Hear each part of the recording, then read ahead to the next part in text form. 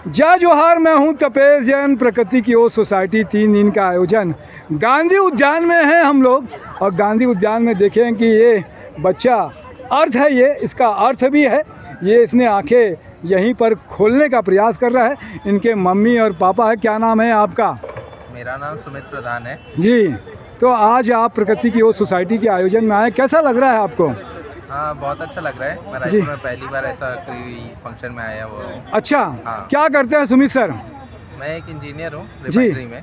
अच्छा, तो बहुत अच्छी बात है। तो ये अर्थ के साथ में इनकी मम्मी भी आई हुई हैं। क्या नाम है आपका? तृप्ति देवांगन। तो दीप्ति जी, कुछ अपने घर में कुछ गार्डनिंग करते हो, शौक है प्रकृति के पास में जाने का, या ऐसे ही घूमने के लिए आ गए थे? नहीं नहीं, हमें शौक भी है। हमारे घर में भी बहुत सारे प्लांट्स हैं अच्छा, और यहाँ की बहुत अच्छा लगा। बहुत कलरफुल है।